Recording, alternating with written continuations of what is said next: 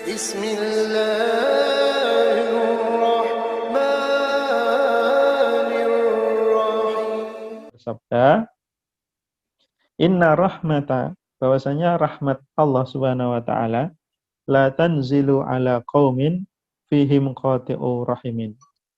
Tidak bisa turun. Jadi rahmat Allah tidak bisa turun kepada suatu kaum yang di antara mereka itu ada orang yang memutus tali silaturahim. Itulah rupanya yang menjadi alasan daripada Abu Hurairah ya tidak mengizinkan ada orang yang qati'ur rahim di majelis beliau, agar majelis beliau mendapatkan rahmat dari Allah Subhanahu wa taala, sehingga harus disambung dulu silaturahimnya baru boleh bermajelis dengan beliau. Nah, setelah itu kemudian si pemuda memberitahu bibinya akan alasan tersebut. Yang intinya dari kisah itu ya pelajarannya itu tadi yang disampaikan alasan Abu Hurairah itu tadi, bahwa kalau ada di keluarga kita atau di perkumpulan kita barangkali ya, ada orang yang qati'ur rahim, kita nasihati agar menyambung kembali, agar berdamai kembali dengan saudaranya, ya.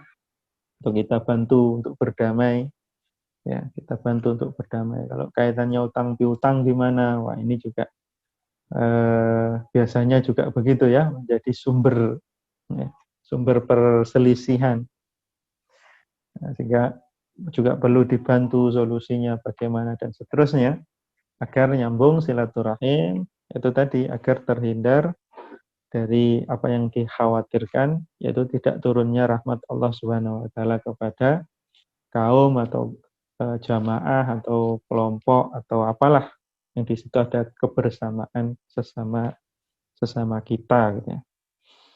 Baik, begitu Ibu-ibu yang dirahmati oleh Allah ya, terkait dosa besar ke-9, ancamannya tegas tadi, tidak masuk surga orang yang memutus tali silaturahim ya. Jadi ada ancaman, ada perintah, jadi tegas sekali. Kalau melanggar ada ancamannya, ada perintah. Baik, begitu barangkali ada 1-2 hal yang ditanyakan. Jadi ada pertanyaan masuk sepertinya ya.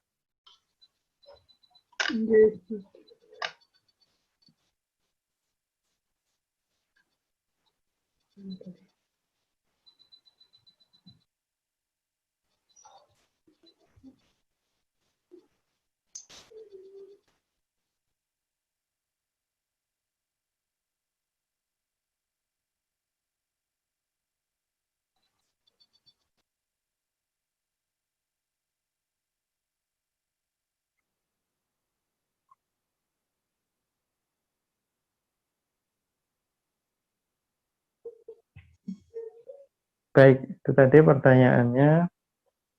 Ada bertanya tentang hukum arisan, hukum arisan keluarga.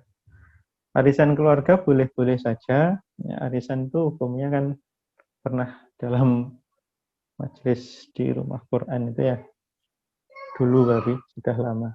Hukumnya boleh selama tidak ada riba di situ ya. Karena arisan itu ya hukumnya masuk hukum pinjam meminjam nanti ya. Jadi menitipkan uang agar nanti kembalinya ke kita sendiri, sejumlah yang kita berikan itu tidak bertambah sedikit pun. Tidak terkait dengan inflasi juga. Jadi kalau arisannya rupiah ya sampai dalam bentuk mata uang ya. Ya, kalau dalam bentuk benda ya benda itu. Kalau dalam bentuk mata uang ya mata uang itu terus dalam setahun sampai selesai semua misalkan, sampai dapat semua. Atau kalau dalam bentuk benda itu terus ya sampai dapat semua misalkan. Ya. Jadi tidak diubah. Nah, kalau diubah nanti memungkinkan untuk mendapatkan lebih dari yang dia berikan ya. Kalau memang mau persis ya, kalau memang mau persis ya, antara yang dia bayarkan dengan yang dia peroleh nanti kalau dia dapatnya belakangan, ya. Itu ya arisannya berupa emas begitu. Kalau mau ya dapatnya persis atau paling tidak banyak selisihnya begitu ya. Rupiah ini ya mudah inflasi kan begitu. Karena antara nilai eksplisit dengan intrisitnya beda. Ya. Nah begitu. Begitu juga pertanyaan kedua kaitannya dengan pinjam meminjam. Kalau meminjamnya itu berupa mata uang ya dikembalikan dalam mata uang tersebut. Betapapun itu sudah mengalami inflasi. Tapi itu kaitannya nanti dengan jangka waktu pembayaran. Kalau sudah waktu jatuh tempo, ya waktu itulah harus dibayarkan sejumlah yang dipinjam. Ya meskipun terjadi inflasi, tapi tidak boleh menarik lebih. Ya menarik lebih karena nanti termasuk riba kalau menarik lebih. Kalau mau aman, ya pinjam meminjamnya dalam bentuk emas kan begitu. Ya, nanti harga emas itu kan berubah kalau dirupiahkan.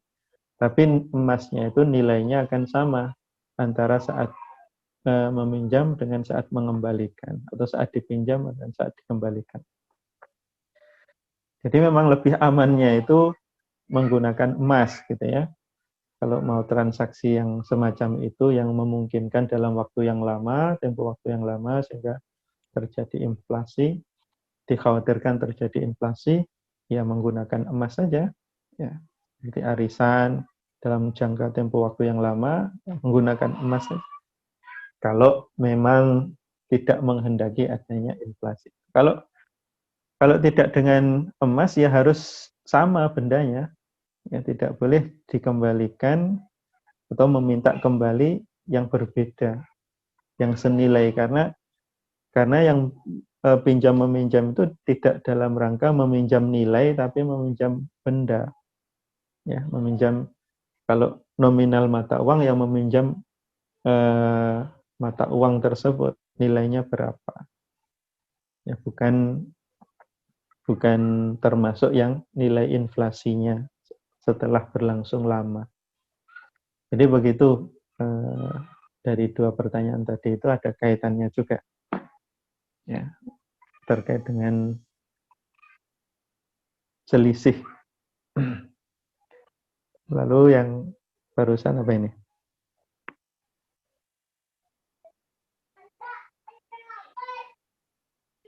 Apabila saat ziarah ke kerabat akhirnya menjadi ajang bercerita lebih mendetail yang kebablasan, apa yang harus dilakukan? Pertanyaan satunya lagi, bagaimana hukumnya mendiamkan saudara lebih dari 3 hari dikarenakan masih sangat kecewa dengan apa yang dilakukan. Oke.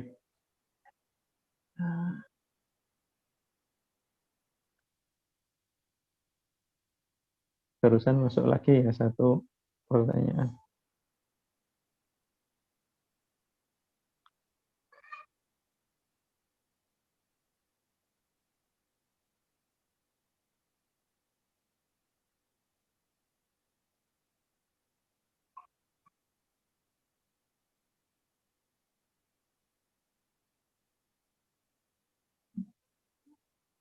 Baik.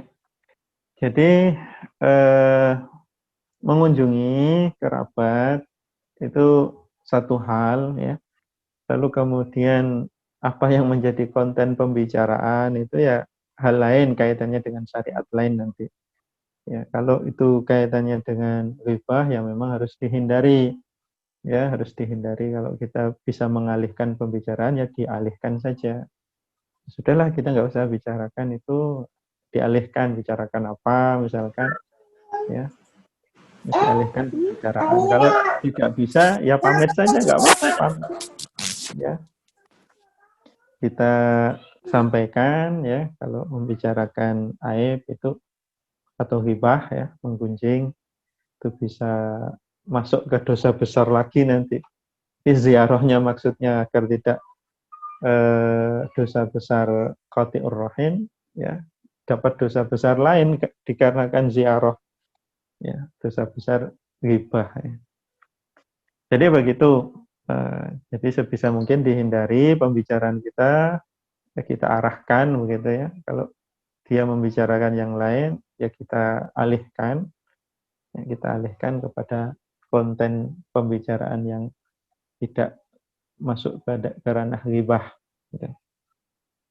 Lalu kemudian kalau mendiamkan 3 hari, lebih dari 3 hari, bolehkah kalau kecewa sekali, gitu ya? Kalau kecewa sekali itu gimana ya? Kita sebagai manusia itu memang punya perasaan begitu ya. Jadi manusiawi, perasaan kecewa sekali dengan saudara barangkali yang telah melakukan sesuatu yang sangat menyakitkan misalkan, ya. Tapi kita diajari terkait dengan hakikat, ya, hakikat apapun yang menimpa kita, kecewa atau sakit hati, itu termasuk yang bisa melebur dosa-dosa kita. Jadi kita hidup di dunia ini, ya, banyak hal pahit getirnya itu hanya sementara saja. Jadi di akhirat itu kalau digambarkan, ya, di dalam Al-Quran kaitannya dengan kenikmatan di surga, itu tidak ada rasa kecewa, tidak ada rasa kesal, tidak ada rasa jenuh, ya, tidak ada rasa lelah, capek, suntuk, tidak ada. Ya, itu kehidupan sebenarnya. Kalau di kehidupan dunia ini kecewa, sakit hati dan lain sebagainya itu sesuatu yang menghiasi lah dalam kehidupan, harus tahu kita hakikat kehidupan ini. Ya, sehingga kita ketika merasa kecewa ini harus sadar ini adalah sementara ujian dari Allah agar kita bersabar. Ya, bersabarnya kita termasuk juga tidak melanggar syariat Allah yang lain. Ya. Kecewa tapi kemudian dari kecewa itu melakukan hal-hal yang dilanggar, misalkan menyakiti, ya, atau juga terkait dengan mendiamkan. Terkait mendiamkan lebih dari 3 hari, ini ada bahasan lagi, ya. Mungkin barangkali masuk juga nanti di dalam dosa besar keberapa gitu ya, mendiamkan saudara lebih dari 3 hari. Tapi bahasan yang pernah kita baca dulu, ada di kalangan tabi'in, itu kaitannya memang orang ahli bid'ah. Jadi kalau dia termasuk ahli bid'ah, ya, dinasihatin tidak mau, ya, maka dia kemudian boleh mendiamkan orang tersebut untuk selamanya. Jadi ada seorang tabi'in itu menasihati saudaranya yang melakukan dosa saat itu, melempar binatang dengan benda tumpul, ya, dengan kerikil waktu itu. Yang itu menyakitkan, yang itu dilarang oleh Rasulullah. Dia menasihatinya berkali-kali tapi tidak digubris, hingga tabi'in ini mengatakan, wallahi ma ukallimuka abadan. Demi Allah, aku tidak mau ngomong lagi dengan kamu selamanya. Nah, itu menunjukkan hajar atau mendiamkan untuk selamanya. Nah, tentunya ada catatannya di situ, selama orang tersebut tidak bertaubat. Nah, gitu. Itu kaitannya jika melakukan kebid'ahan, ya, kebid'ahan. Kalau kaitannya perselisihan terkait harta, nah sudahlah, kita juga harus paham juga kaitannya dengan harta. Konsep rizki, ya, bahwasanya misalkan kita terzalimi terkait dengan pembagian harta waris misalkan, ya. Kalau kita tahu konsep rizki, kita tidak perlu sakit hati, ya. Ya sakit hati tapi tidak perlu berlama-lama gitu ya. Tidak perlu sampai menjadi fokus pemikiran yang menjadikan makan nggak enak, tidur nggak nyenyak dan lain sebagainya. Ya, tetapi harus paham bahwasanya rizki dari Allah Subhanahu wa taala itu sudah ditetapkan, ya, oleh Allah, dan itu tidak akan berkurang. dengan Anda tidak mendapatkan bagian waris Anda. Jadi insya Allah rezeki Anda tidak berkurang, akan tetap, ya, jumlahnya akan tetap. Dan harta waris itu hanya salah satu saja di antara pintu-pintu rezeki yang sudah Allah Subhanahu wa taala siapkan. Kalau memang tidak didapat rezeki yang sudah Allah tentukan besarnya tadi dari pintu itu, ya nanti akan Allah sediakan dari pintu yang lain. Insya Allah begitu. Itu jika kita memahami konsep rezeki. Sehingga tidak perlu sakit hati atau kecewa jika memang itu menimpa kita, gitu ya. Nah, sudah kita usahakan karena memang itu hak kita, tapi tetap mentok saudara kita, misalkan ada yang zalim atau siapapun ada yang zalim terhadap kita, ya kita bersabar, ya. Memaafkan itu lebih afdal, gitu ya. Memaafkan itu lebih afdal. Nah, itu tadi terkait dengan sakit hati, ya. Dimaafkanlah, kaitannya dengan harta tadi itu, ya. Bukan dengan kebid'ahan seperti contoh sahabat tadi. Nah, dimaafkan, ya, semoga dengan begitu dosa-dosa diampuni oleh Allah Subhanahu wa taala. Jadi begitu. Kalau terkait usaha mendamaikan sudah tidak bisa, kaitannya dengan pertanyaan berikutnya. Sudah ada ikhtiar, ya. Ya sudah mendoakan, ya. Jadi mendoakan, atau kalau ada kesempatan bisa mengusahakan, ya diusahakan lagi. Kalau tidak bisa, ya didoakan semoga Allah bukakan pintu kesadaran, ya, untuk kembali akur, ya, kembali menyambung silaturahim antar saudara. Jadi silaturahim ini istilah khusus sebetulnya di dalam syariat, kaitannya dengan menjaga hubungan kekerabatan. Tapi rupanya digunakan di dalam bahasa Indonesia dengan makna yang umum juga. Jadi kalau buka kamus bahasa Indonesia barangkali, ya, nanti ditemukan silaturahim secara arti istilah syar'inya dan secara umumnya. Ya, silaturahim, ya, berkunjung kepada yang bukan kerabat juga dalam rangka silaturahim. Itu kalau secara istilah syar'inya kurang pas, tapi kalau bahasa Indonesia ya boleh-boleh saja. Baik, begitu ibu-ibu yang dirahmati oleh Allah, ya. Barangkali kita cukupkan dulu, ya.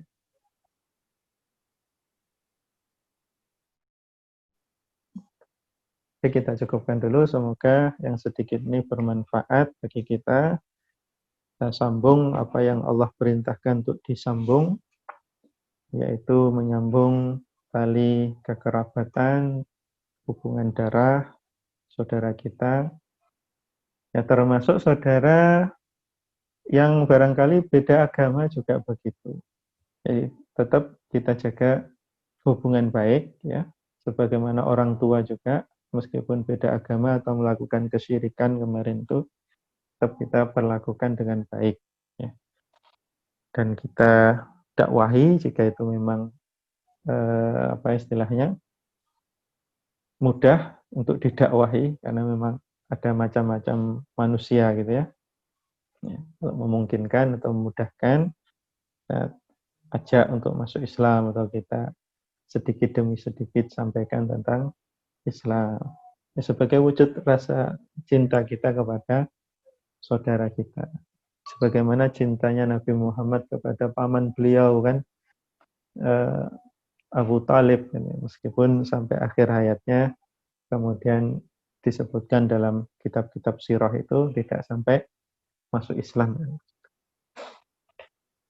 Baik, begitu kita akhiri dengan doa kafaratul majelis. Subhanakallahumma wa bihamdika asyhadu an la ilaha illa anta astaghfiruka wa atubu ilaik. Allahumma shalli ala sayyidina Muhammad wa ala ali sayyidina Muhammad wa radhiyallahu an kulli sahabati Rasulillah ajma'in walhamdulillahi rabbil alamin. Hamda syakirin, hamda na'imin, hamda yuafi ni'amahu yukafi'u mazidah. Allahumma qsim lana min khasyatika ma tahulu bihi bainana wa baina ma'siyatik.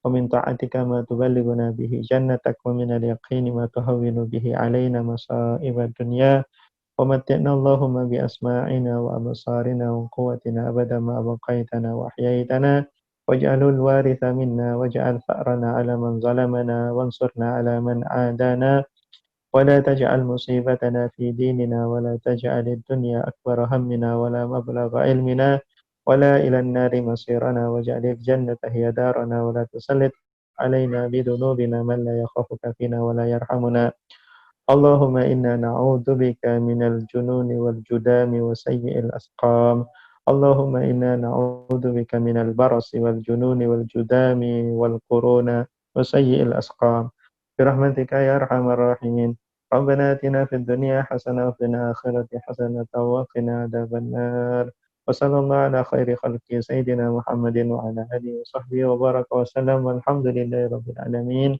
السلام عليكم ورحمة الله وبركاته.